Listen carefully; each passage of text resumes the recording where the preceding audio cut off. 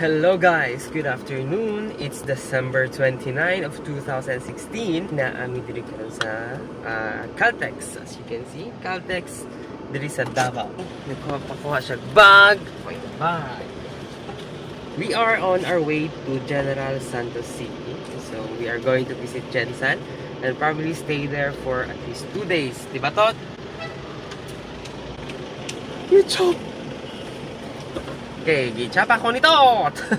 As of now, it's already 4 p.m. and we are hoping to reach Jensan in about 3 hours. Rangani, of course, Glan. Tapos, after sa Jensan, probably we are also dropping by to Digos.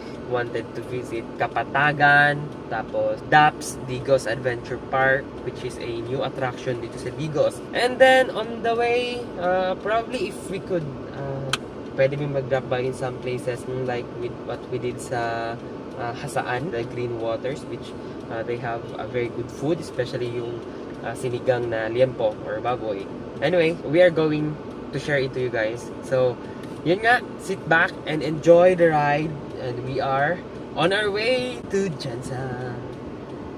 And Jensan. Wala pa si Tot. Oh yeah!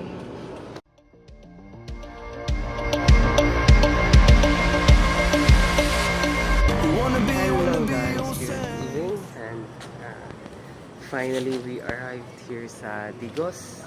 And yes, I know I said kanina na supposedly we are going to stop at Jensan. But the road from Digos City to Davao City is very unpleasant. Grabe ang lubak sa dalan, grabe ang repair. So, ngit bagit ang... Ay, sorry. Ngit pa jud. So, we decided na mag-stop by na lang dito sa Digos. And now we are staying sa Greening Hotel. Hotel. Ayun, it's a good place to stay. Aside from being cheap, actually the place is very clean. We are going to have our dinner here. Medyo kapoy na. So tomorrow is we are heading to Jensan again. We will show you our dinner. Here's our dinner. This one is like the sinigang na baboy, a favorite shrimp. So let's see how it tastes because we are really hungry.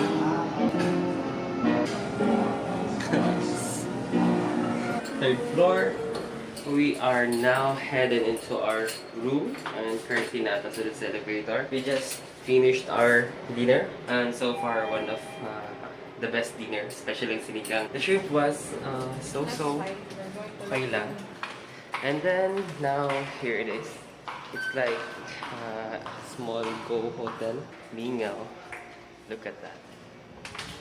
No card and now we are going to check kung ano sa itsura sa ito ang room. Supposedly, naka-card na siya. Hindi mo klaro. Hello guys, nibalik me actually because we cannot open the room with this key and we asked for an assistance para ma-open ang room. Ano lang, kabuto ng mga room boy. Okay, so now we are inside the room 318 and actually, I can't explain kung what happened kanina. So actually, igo lang siya giliso sa room boy and then that's it. Humana. Very unusual. But anyway guys, we will give you a tour of what inside our room. Pretty big. And then, it's like deluxe type of room siguro. 900 pesos na room. This is what we get. Look at that. See? There's Totz.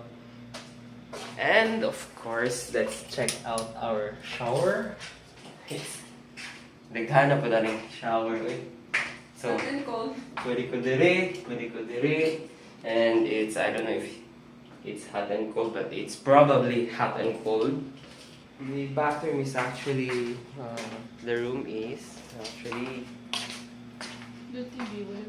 beautiful. And we have a small ref. And probably di naman siya magamit because we're staying here for only for the night. And the bed is fluffy. Fluffy. We have a TV. It's a small TV. So, guys, we will get back to you. Guys, I am ready to take a shower because it's quite dusty and quite tired. So, just want to tell you about our biyahe from Davao City sa Digos. Supposedly, we're going to Jensan. The road is quite very unpleasant, like I've said kanina, because daming repairs and there were parts na medyo laglumpa or mahirap daanan. Supposedly, doable naman. The thing is, we did not pursue Jensan. One thing is, what I really hate the most is katong driver nimo na pasalubong tapos mag high beam. It's very annoying, and then minsan is may mga sasakyan pa from the back mag high beam without any reason. Siguro, probably, I could understand kasi may parts talaga that you need to do the high beam because of very dark kind of area. But actually, if especially kini mga van makalagot. So yun, we decided na tomorrow na lang pursue na mo ang Jensan.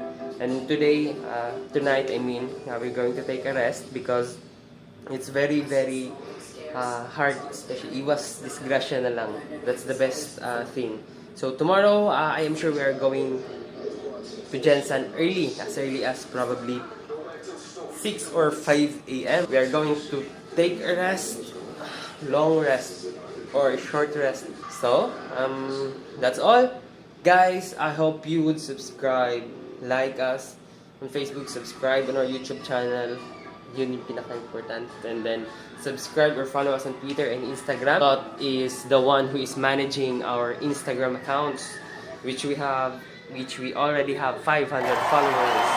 Twitter is I don't know how many followers, but in Facebook we already have 700 likes. And sa YouTube is we have 32 subscribers. Congratulations!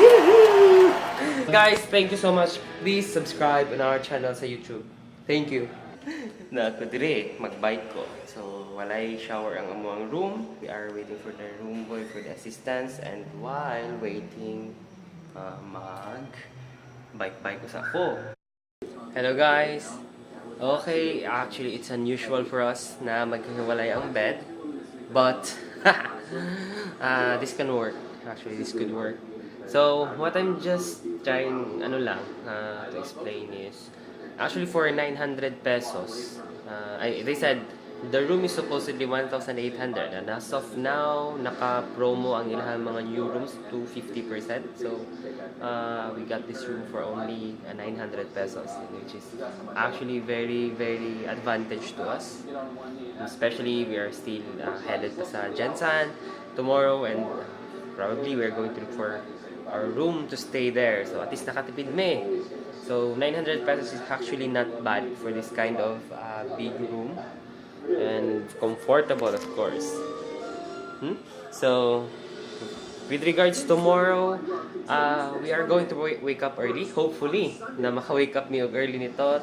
And probably within 2 hours or 3 hours from here sa Digos, we are going to reach Jensan na. So, planning to visit the Glan, Sarangani. Pinaka gusto ginawa natin mag-place before, but we don't have time for it. So, today's the day. Totz, what can you say? Medyo mingaw lagi ka karon.